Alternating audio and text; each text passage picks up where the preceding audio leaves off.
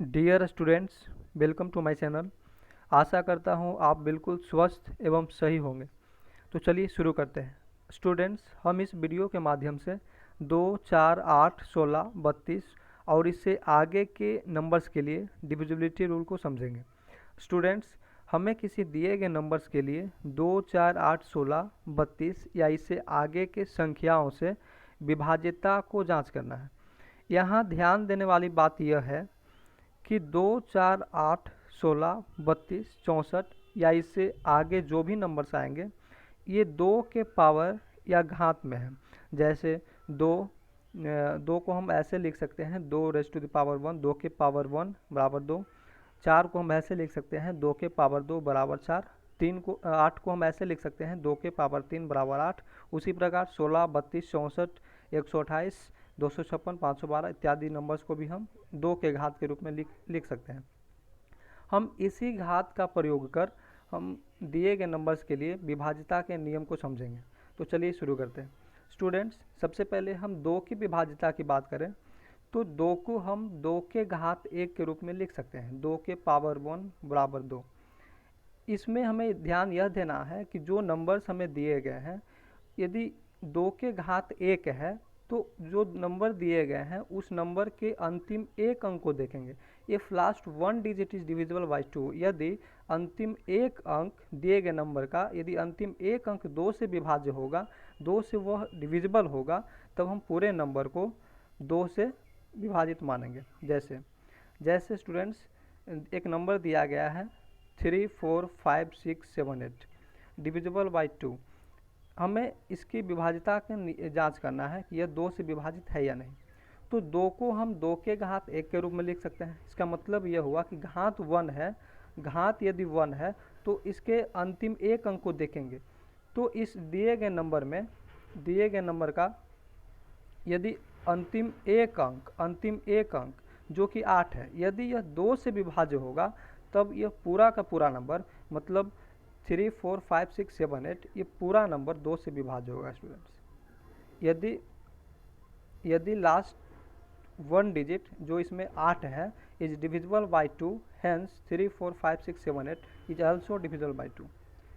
Next 4 के लिए देखते हैं स्टूडेंट्स। तो 4 को हम 2 के पावर 2 के रूप में लिख सकते हैं। स्टूडेंट्स, यहाँ 2 के पावर 2 है। इसका मतलब है कि यदि कोई नंबर हमें दिया हुआ होगा तो उसका अंतिम 2 अंक यदि 4 से विभाजित होगा तो वह दिए गए नंबर भी 4 से विभाज्य होगा। जैसे इस नंबर में स्टूडेंट्स दिया गया है 67894 तो इसमें हम अंतिम 2 अंक को देखेंगे। क्योंकि 4 को हम लिख सकते हैं 2 के घात 2, 2 के पावर 2, मतलब 2 पावर यदि 2 है तो अंतिम 2 किसी दिए गए नंबर के अंतिम 2 अंक को देखेंगे। यदि अंतिम दो अंक जो कि इसमें 40 है, यह 4 से यदि विभाज्य होगा तो पूरा का पूरा नंबर, मतलब 67894 ये पूरा नंबर 4 से विभाज्य होगा। ये है 4 के विभाज्यता का नियम। अब देखते हैं स्टूडेंट्स 8 का विभाज्यता का नियम। 8 से किसी भी नंबर को 8 से विभाजित करने के लिए हम 8 को 2 के घात 3 के रूप में लिख सकते हैं। 2 के पावर 3 बराबर 8। अब इसमें हम 2 के पावर 3 है, तब देखेंगे दिए गए नंबर में कि यदि दिए गए नंबर का अंतिम 3 अंक यदि 8 से विभाजित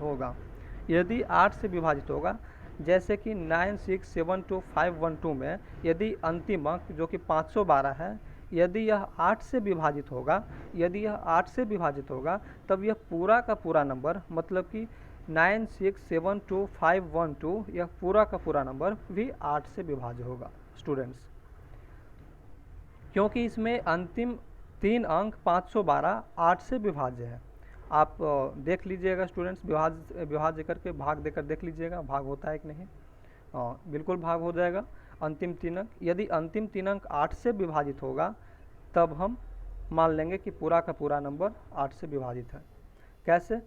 क्योंकि 8 को हम 2 के घात 3 के रूप में लिख सकते हैं। 2 के घात 3 मतलब अंतिम 3 अंक। यदि 2 के घात 4 रहता तो अंतिम 4 अंक देखते। 2 के घात 5 रहता तो अंतिम 5 अंक देखते। और 2 के पावर 5 क्या होगा? 32 होगा। तो 2 के घात 5 है तो अंतिम 5 अंक देखेंगे, और 2 के पावर 5 32 होता है, तो 32 से विभाजित करके देखें। उसी प्रकार हम आगे बढ़ते हैं स्टूडेंट्स। जैसे इसमें हम एक और नंबर्स को देखते हैं 6 7 8 4 5 1 6। इसको हम 8 से विभाजित करके देखते हैं कि 8 से विभाजित है कि नहीं। इसके लिए स्टूडेंट्स 8 को हम 2 के घात 3 के रूप में लिख सकते हैं, मतलब कि यदि अंतिम 3 अंक 8 से विभाजित होगा तब यह पूरा का पूरा नंबर भी 8 से विभाज्य होगा। स्टूडेंट्स यहाँ अंतिम 3 अंक 516 है जो 8 से विभाजित नहीं होता है। आप ऐसा कर कर देख लें। अतः हम ऐसा कह सकते हैं कि 6 7 8 4 5 1 6 भी 8 से विभाजित नहीं होगा। स्टूडेंट्स आप चेक कर सकते हैं,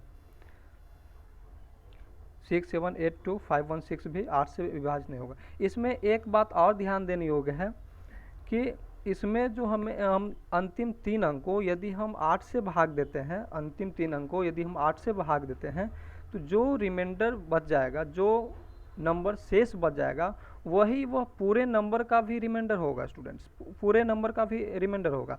जैसे 516, इसका अंतिम 3 अंक 516 है। इस 516 को स्टूडेंट्स इसका अंतिम 3 अंक 516 है। यदि हम 516 को 8 से भाग देते हैं तो हमें रिमाइंडर 4 बचता है, शेष 4 बचता है। स्टूडेंट्स तब हम इस पूरे नंबर को 6 7 8 2 5 1 6 को जब हम 8 से भाग देते हैं तब भी हमें रिमाइंडर 4 ही बचेगा। स्टूडेंट्स तब भी वहाँ पर रिमाइंडर 4 ही बचेगा। यह ध्यान देने योग्य बात है। यदि 3 डिजिट में अंतिम 3 अंक में 8 से भाग देने पर शेषफल 4 बचा है, तो पूरे नंबर को भी यदि हम 8 से भाग दे दें तब भी शेषफल 4 ही बचेगा। इन नोट करने वाली बात है स्टूडेंट्स। नेक्स्ट पढ़ते हैं। अतः हम 6 7 8 4 5 1 6 को भी हम 8 से यदि भाग देते हैं तब शेषफल 4 बचेगा। नेक्स्ट है 2 के पावर 4 बराबर 16। हम 16 से विभाज्यता की जांच के लिए हम 16 को 2 के घात के रूप में लिख सकते हैं, 2 के पावर 4 बराबर 16। इसका मतलब है स्टूडेंट्स कि यदि किसी दिए गए नंबर के लिए यदि उसका अंतिम 4 अंक यदि दिए गए नंबर का अंतिम 4 अंक यदि 16 से विभाजित होगा, यदि 16 से विभाज्य होगा, 16 से डिविजिबल होगा, तब हम पूरे नंबर को तब वह पूरा नंबर 16 से विभाजित हो जाएगा। स्टूडेंट्स जैसे कि 6 1 7 8 4 5 1 2 में इसे हमको 16 से भाग देना है, तो यह 16 से भाग है कि नहीं, इसके लिए हम इसके अंतिम 4 अंकों जो कि 4 5 1 2 है, इसके अंतिम 4 अंक को हम 16 से भाग देकर देखेंगे। यदि इसका अंतिम 4 अंक 16 से पूर्ण रूप से विभाजित हो जाता है तब हम पूरे नंबर को 16 से विभाजित मान लेंगे। स्टूडेंट्स पूरे नंबर 16 से विभाजित होगा। जैसे जब हम इसको 16 से भाग देते हैं तो जब इसके लास्ट 4 डिजिट को अंतिम 4 अंक को 16 से भाग देते हैं तब ये 16 से पूर्ण रूप से विभाजित हो जाता है। अतः 6 1 7 8 4 5 1 2 भी 16 से विभाजित होगा। यहाँ पर एक दूसरा उदाहरण लेते हैं 6 7 3 6 5 3 4। इसको हम इसके अंतिम 4 अंक को जब हम 16 से भाग देते हैं तो ये 16 से विभाजित पूरी तरह से विभाजित नहीं होता है, और इसमें रिमाइंडर और यहाँ पर रिमाइंडर 6 बच जाता है। स्टूडेंट यहाँ पर शेष 6 बचता है। तब पूरे नंबर को यदि हम 16 से विभाजित करें, तब भी शेषफल 16 ही बचेगा। स्टूडेंट्स ये नोट करने वाली बात है। क्या था स्टूडेंट इसमें, यदि कोई नंबर 16 से तब विभाज्य होगा जब उसका 4 अंक अंतिम 4 अंक 16 से पूरी तरह से विभाज्य होगा, लेकिन 6 7 3 6 5 3 4 में अंतिम 4 अंक जो कि 6 5 3 4 है, यह 16 से विभाज्य नहीं है पूरी तरह से, इसमें शेष 6 बच जा रहा है। स्टूडेंट तब यह पूरा नंबर 16 से विभाज्य नहीं होगा। यदि विभाज्य होता तो पूरा नंबर भी 16 से विभाज्य होता, लेकिन यहाँ पर अंतिम 4 अंक 16 से विभाज्य नहीं है, तब यह नंबर विभाजित नहीं होगा।